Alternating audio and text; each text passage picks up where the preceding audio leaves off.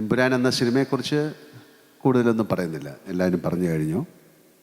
പക്ഷെ അതിനുമുമ്പ് എനിക്ക് പറയാനുള്ളൊരു വലിയ നന്ദിയാണ്, ഒരു ഗ്രാറ്റിറ്റ്യൂഡാണ്. കാര്യം സാധാരണ സിനിമകൾ ഇറങ്ങിക്കഴിഞ്ഞതിന് ശേഷം അതൊരു വളരെ സക്സസ്ഫുള്ളായി മാറിക്കഴിയുമ്പോൾ നമ്മൾ ഒരുപാട് പേരോട് നന്ദി പറയും.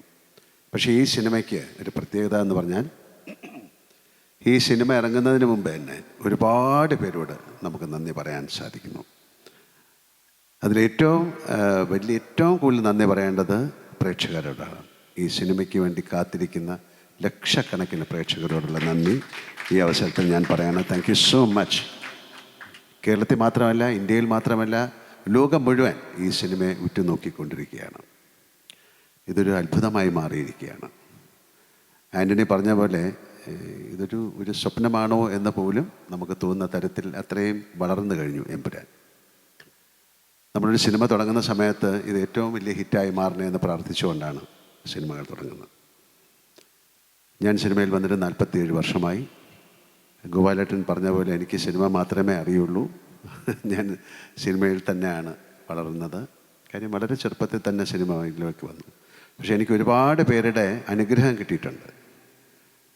ഞാൻ വന്ന സമയത്ത് ഏറ്റവും വലിയ ആക്ടേഴ്സ്, ഇപ്പം നസീർ സാറായാലും മധു സാറായാലും Thikkurissy sir, SP Pillai sir, Nedumudi വേണുചേട്ടൻ, ഒരുപാട് പേരുടെ, സുഖുവേട്ടൻ, അല്ലെങ്കിൽ ഞാൻ ജയൻ്റെ കൂടെ അഭിനയിച്ചിട്ടുണ്ട്. അവരുടെയൊക്കെ അനുഗ്രഹത്തോടു കൂടി, ഗോപിച്ചേട്ടൻ, അതിന് തമിഴിലാണെങ്കിൽ Sivaji Ganesan sir, Amitabh Bachchan sir, Nageshwar Rao sir, Rajkumar sir, ഒത്തിരി പേരുടെ ഒരു അനുഗ്രഹത്തോടു കൂടി വന്ന ഒരാളാണ് ഞാൻ.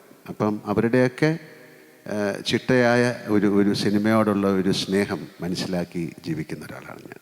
അതുകൊണ്ട് എനിക്ക് സിനിമയല്ലാതെ വേറെ ഒന്നും ചിന്തിക്കാനുള്ള സമയം കിട്ടിയിട്ടില്ല. ഇനിയിപ്പോൾ ചിന്തിക്കാനുള്ള സമയവുമില്ല. എന്തായാലും ഞങ്ങൾ കുറേ സിനിമകൾ എടുത്തിട്ടുണ്ട്. ഇപ്പം വളരെ കാലം മുമ്പ് നമ്മൾ കലാപാനി എന്നൊരു സിനിമ എടുത്തു. അന്ന് പാൻ ഇന്ത്യൻ അങ്ങനെയൊന്നും പറയുന്ന ഒരു വാക്കോ കാര്യങ്ങളോ ഇല്ല.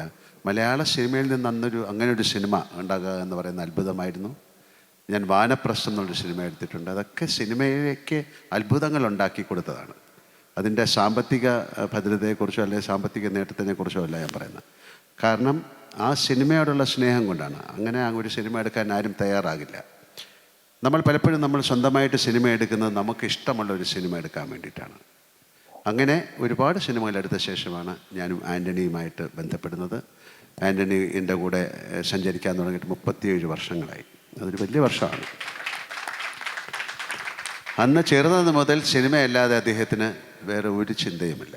എങ്ങനെ നല്ല സിനിമകൾ ഉണ്ടാക്കാൻ പറ്റും, ഒരു ചെറിയ സ്റ്റേജിൽ നിന്ന് എത്ര വലിയ സിനിമകൾ.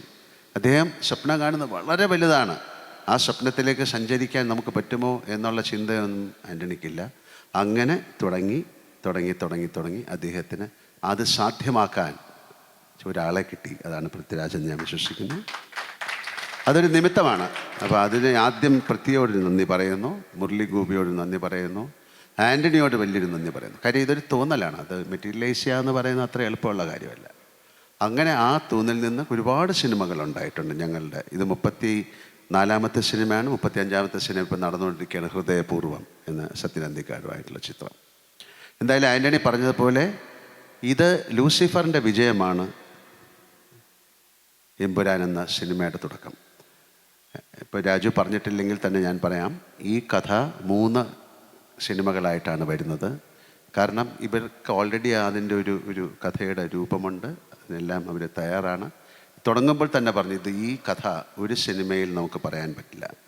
സാധാരണ സീക്വൽസ് എന്ന് പറയുന്ന ഒരു സിനിമയുടെ വിജയം, ഇപ്പോൾ ദൃശ്യം എന്നുള്ള സിനിമ വളരെയധികം വിജയമായിരുന്നു. അതുകൊണ്ട് ഞങ്ങൾ അടുത്ത ദൃശ്യത്തിൻ്റെ സെക്കൻഡ് പാർട്ട്, അങ്ങനെ ഒരു സംവിധാനം വളരെ കാലം മുമ്പേ ഞങ്ങൾ ചെയ്തിട്ടുണ്ട്. കിരീടം ചെയ്തിട്ടുണ്ട്, അല്ലെങ്കിൽ നാടോടിക്കാറ്റിൻ്റെ സീക്വലുകൾ ചെയ്തിട്ടുണ്ട്. പക്ഷേ സീക്വലുകൾ വളരെ സൂക്ഷിച്ച് ചെയ്യേണ്ട കാര്യമാണ്. പക്ഷേ ഇത് ഓൾറെഡി നമ്മൾ പറഞ്ഞു കഴിഞ്ഞു, ഞങ്ങളിങ്ങനെ 3 സിനിമ ചെയ്യും. എങ്ങനെ? ഇതിൻ്റെ സക്സസ് അനുസരിച്ചാണ് അടുത്ത സിനിമ. അങ്ങനെ ലൂസിഫറിൻ്റെ 50ാം ദിവസം നമ്മൾ പറഞ്ഞു, ഞങ്ങൾ അടുത്തൊരു സിനിമ ചെയ്യാൻ പോവാണ്, എമ്പുരാൻ.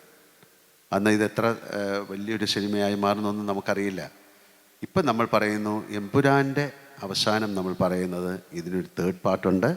അത് എമ്പുരാൻ എന്ന സിനിമയുടെ സക്സസ്സിനെ അനുസരിച്ചിരിക്കും. കാര്യം അത് ഇതിലും വലിയൊരു സിനിമയായിട്ട് മാറാൻ സാധ്യതയുള്ള സിനിമയാണ്.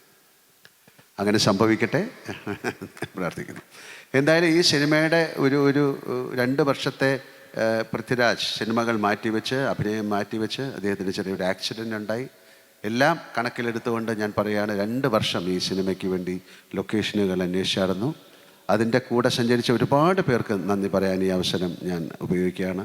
അദ്ദേഹത്തിൻ്റെ കൂടെ സഞ്ചരിച്ച് ഈ ലൊക്കേഷൻ കണ്ടുപിടിക്കാനായിട്ട് നടന്ന അദ്ദേഹത്തിൻ്റെ കൂടെ വർക്ക് ചെയ്യുന്ന ആൾക്കാർ, അദ്ദേഹത്തിൻ്റെ ഇപ്പം എൻ്റെ ഈ എന്താ ആൻ്റണിക്ക് വേണ്ടി ചെയ്തിരിക്കുന്ന, അല്ലെങ്കിൽ ആൻ്റണിക്ക് വേണ്ടി സപ്പോർട്ട് ചെയ്ത സുരേഷ് ബാലാജി, ജോർജി എന്ന് പറയുന്ന അവരെയൊക്കെ ഞാൻ ഈ സമയം ഓർക്കുകയാണ്. കാര്യം വളരെ ഇന്ത്യയിൽ മുഴുവൻ പല സ്റ്റേറ്റുകളിലും, ഇത് വിദേശ രാജ്യങ്ങൾ, USA, UK, ദുബായ്, ഒരുപാട് സ്ഥലങ്ങളിൽ പോയി ഷൂട്ട് ചെയ്തൊരു സിനിമയാണ്. കാരണം ആ സിനിമയ്ക്ക് അത്രയും, അങ്ങനെ ചെയ്താലേ ഈ സിനിമ നന്നാവുള്ളൂ, അതനുസരിച്ചാണ് ഞങ്ങൾ സിനിമ ചെയ്തിരിക്കുന്നത്. പലരും ചോദിക്കും ഈ സിനിമയുടെ ബഡ്ജറ്റ് എന്താണ്. ഞങ്ങൾ പറയുന്നില്ല. കാര്യം ആ സിനിമയുടെ ബഡ്ജറ്റ് അതിൻ്റെ മേക്കിങ്ങിലാണ്. അല്ലാതെ ഇത്ര രൂപയ്ക്ക് ഈ സിനിമ എടുത്തു എന്ന് പറഞ്ഞാൽ വലിയ സിനിമയാകില്ല. ഇപ്പോൾ 1000 കോടി മുടക്കിയിട്ടൊരു സിനിമ എടുത്തിട്ട് അത് സക്സസ്ഫുള്ളായില്ലെങ്കിൽ, അതുകൊണ്ട് ബഡ്ജറ്റ് എന്ന് പറയുന്നതല്ല, ഞങ്ങൾ എങ്ങനെ ചിലവഴിച്ചു എന്നുള്ളതാണ്. അപ്പോൾ ഈ സിനിമ കണ്ടിട്ട് നിങ്ങൾക്ക് തീരുമാനിക്കാം ഈ സിനിമയുടെ ബഡ്ജറ്റ് എന്തായിരിക്കുന്നു. കാര്യം വട്ടെവർ നമ്മൾ ആ സ്പെൻഡ് ചെയ്തതെല്ലാം ആ സിനിമയിൽ നിങ്ങൾക്ക് കാണാൻ സാധിക്കും. അത്തരം കാര്യങ്ങൾ ആ സിനിമയ്ക്ക് ആവശ്യമുണ്ടായിരുന്നു. ഞങ്ങൾ മുന്നോട്ട് പോകുന്ന സമയത്ത് ഞങ്ങൾക്ക് ചില തടസ്സങ്ങളുണ്ടായി. അതൊരു പ്രത്യേക സമയത്താണ് ആ തടസ്സങ്ങളുണ്ടായത്. ഗോപാലേട്ടൻ, എനിക്ക് ഏതാണ്ട് 45 വർഷമായിട്ടറിയാം അദ്ദേഹത്തെ. ഞങ്ങൾ മദ്രാസിൽ അന്നും എന്നെ കാണുമ്പോഴുള്ള അതേ ആ സ്നേഹം തന്നെയാണ് ഈ 45 വർഷം കഴിഞ്ഞിട്ടും അദ്ദേഹം ഇപ്പം കാണുമ്പോഴും അതേ ചിരിയും അതേ മുഖവും. പിന്നെ ഇതിനൊരു മനസ്സ് വേണം ഒരു സിനിമയെ സഹായിക്കാൻ. ഒരു ഗോപാലേട്ടൻ നമ്മളെ വിളിച്ച്, ഗോപാലേട്ടൻ ഇങ്ങനെ ഒരു പ്രോബ്ലം ഉണ്ടെന്ന് പറയുന്ന സമയത്ത്, അയ്യോ അമ്മനെ അത് ഞാൻ കുറച്ച് കഷ്ടമാണ്, നമുക്ക് പിന്നെ ചിന്തിക്കാം, അങ്ങനെയല്ല അദ്ദേഹം പറഞ്ഞത്. അദ്ദേഹം ഒരു നല്ല സിനിമ നിന്ന് പോകരുത് എന്ന് പറഞ്ഞിട്ടാണ് നമ്മുടെ കൂടെ കൂടി. ഇതിനു മുമ്പ് അദ്ദേഹം എത്രയോ പ്രാവശ്യം നമുക്കൊരു സിനിമ ചെയ്യണമെന്ന് പറഞ്ഞ് വന്നിരുന്നു. അന്ന് സാധിച്ചില്ല, പല കാരണങ്ങൾ കൊണ്ടാണ്. പിന്നെ സിനിമ എന്ന് പറയുന്ന ഒരു നിമിത്തമായിട്ട് ഞാൻ വിശ്വസിക്കുന്നു. ഇങ്ങനെ ഒരു സിനിമ ചെയ്യാൻ വേണ്ടിയിട്ടാണ് ഗോപാലേട്ടൻ ഞങ്ങൾ കാത്തിരുന്നത്. നമുക്ക് എടുത്തു പറയേണ്ട, വേറെ നന്ദി പറയേണ്ട മിസ്റ്റർ കൃഷ്ണമൂർത്തിയോടാണ്. തീർച്ചയായിട്ടും ഗണേഷ് പിള്ള, കൃഷ്ണമൂർത്തിയൊക്കെ വളരെയധികം. ഞാൻ ചോദിച്ചു എത്ര നാളായി വീട്ടിൽ പോയിട്ടെന്ന്. ഇപ്പോൾ പറഞ്ഞു 3-4 മാസമായുള്ളൂ എന്ന് പറഞ്ഞു. ഞാൻ ആ 3-4 മാസത്തിൻ്റെ കാര്യമല്ല പറയുന്നത്, അദ്ദേഹം ഈ സിനിമയ്ക്ക് വേണ്ടി. അപ്പോൾ അങ്ങനെ ഒരുപാട് പേർക്ക് നന്ദി പറയേണ്ട ഒരു സിനിമയാണ്. തീർച്ചയായിട്ടും നിങ്ങളോടും മീഡിയയോടും ഒക്കെ ഞങ്ങൾക്ക് വളരെയധികം നന്ദിയുണ്ട്. കാര്യം ഒരു സിനിമ ഇത്രയും ആഘോഷിക്കപ്പെടുന്നത് അപൂർവമായിട്ടാണ്. ഇനി ഇങ്ങനൊരു സിനിമ ഉണ്ടാകുമോ എന്നെനിക്കറിയില്ല. ഇത് ഇന്ത്യയിൽ മാത്രമല്ല, എല്ലാവർക്കും ഇതൊരു എന്താണെന്ന് മനസ്സിലാകാത്ത തരത്തിൽ. ഇന്ന് ഞങ്ങൾ ബാംഗ്ലൂരിൽ നിന്നാണ് വരുന്നത്. 1350 സ്ക്രീനുകളിലാണ് ഈ സിനിമ അവിടെ കളിക്കുന്നത്. അത് നമുക്ക് വിശ്വസിക്കാൻ പറ്റുന്നില്ല. ഇപ്പം ഞങ്ങൾ വരുമ്പോൾ മിഡിൽ ഈസ്റ്റ്, UAE-ലേത് 1000 ഒന്നുമല്ല, എത്രയാണ് ആൻ്റണി? 1000 നമ്പർ പറയാൻ നമുക്ക് പറ്റുന്നില്ല, അത്രയും. അതുപോലെ ജർമ്മനിയിൽ. എന്തായാലും ഇങ്ങനൊരു വലിയ സിനിമ, ഇതൊരു നിമിത്തമാണ്, ഇത് സംഭവിക്കേണ്ടതായിരിക്കും. അല്ലെങ്കിൽ നാളെ കഴിഞ്ഞിട്ട് ഈ സിനിമയുടെ കാര്യം എനിക്ക് പറയാൻ പറ്റുള്ളൂ. We created something big and we are presenting it to you. ഞങ്ങളൊരു കാര്യം ഉണ്ടാക്കി, അത് ഞങ്ങൾ നിങ്ങൾക്ക് തരുന്നു. ഇതൊരു എൻ്റർടൈനർ ആണ്. ഒരു എൻ്റർടൈൻമെൻറ്റ് ഉണ്ടാക്കുക എന്ന് പറയുന്നതാണ് ഏറ്റവും വലിയ പ്രയാസം. ഇപ്പം നമ്മൾ ഈ സിനിമ കണ്ടിട്ട് നിങ്ങൾക്ക് ഇതിൽ കലാമൂല്യം എന്താണ് എന്ന് ചോദിച്ചു കഴിഞ്ഞാൽ, ആ സിനിമയുടെ മേക്കിംഗ് ആണ് അതിൻ്റെ കലാമൂല്യം. നിങ്ങൾക്ക് ആ സിനിമ കണ്ടുകൊണ്ടിരിക്കുന്നതാണ് അതിൻ്റെ കലാമൂല്യം. അത്തരത്തിൽ വളരെയധികം വിയർപ്പും രക്തവും ഒക്കെ ഒഴുക്കി ഉണ്ടാക്കിയൊരു സിനിമയാണ്. ആ സിനിമ നന്നാകട്ടെ എന്ന് ഞാൻ പ്രാർത്ഥിക്കുന്നു. കാര്യം അതിൻ്റെ പുറകിൽ ഒരുപാട് പേരുടെ പ്രാർത്ഥനയുണ്ട്. രാജു പറഞ്ഞ പോലെ ആ സിനിമയ്ക്ക് വേണ്ടി ഒരു ഗ്ലാസ് വെള്ളം ഞങ്ങൾക്ക് കൊണ്ടു തരുന്ന ഒരു പയ്യൻ പോലെ എന്നെ കാണുമ്പോൾ ചോദിക്കും, സാറേ സിനിമ എന്തായി? കാര്യം ദാറ്റ് കൈൻഡ് ഓഫ് കമ്മിറ്റ്മെൻറ്റ് അതൊരു വലിയ അത്യപൂർവമായിട്ട് കിട്ടുന്ന കാര്യമാണ്. പിന്നെ പെട്ടെന്നൊരു കാര്യം കൂടെ പറയുന്നത്, ഇതൊരു ഒരു ഒരു ഒരു വലിയ പ്ലാറ്റ്ഫോമാണ്. ഇങ്ങനെയും സിനിമ നമുക്ക് ചെയ്യാൻ സാധിക്കും മലയാളത്തിൽ നിന്ന്. എല്ലാവരും ചോദിക്കും മലയാളത്തിൽ നിന്ന് ഇങ്ങനെ ഒരു സിനിമ.